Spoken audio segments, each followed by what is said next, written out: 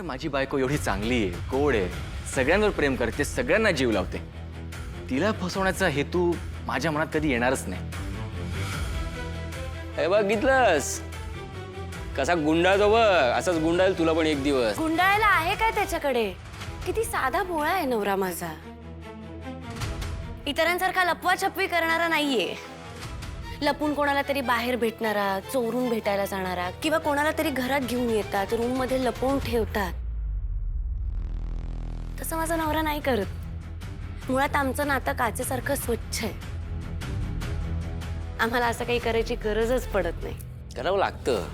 आता तो COO होणार आहे कंपनीचा, त्यामुळे असे छोटे मोठे झोल करावे लागतात. ओके ना रे झोलर?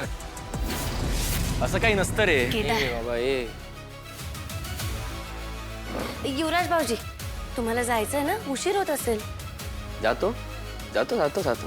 हं?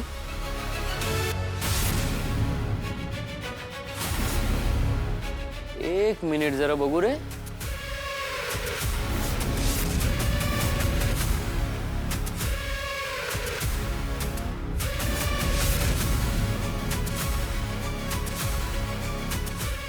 तुझ्या डोळ्यात तर स्वप्न दिसतात रे.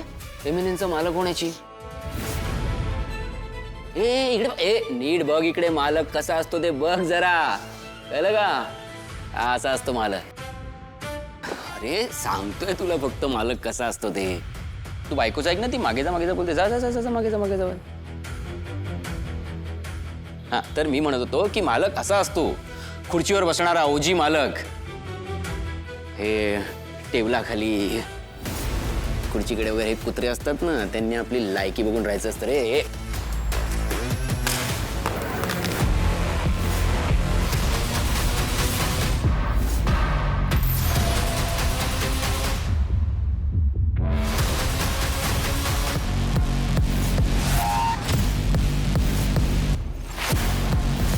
युवराज भाऊजी,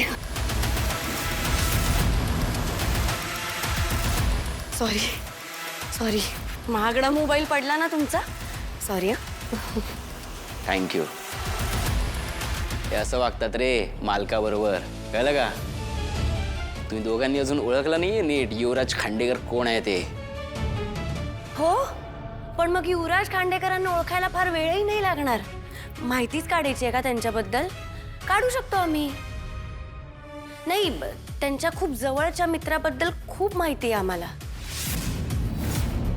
आणखी माहिती काढू का? ए ए ए जास्त नाही बोलायचं तारिणी, नाहीतर काय करशील?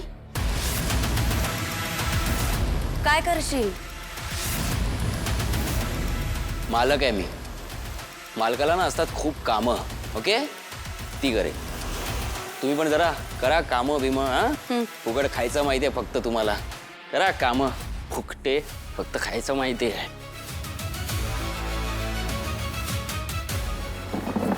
चल पटकन, सावकाश. अरे काय घाबरली?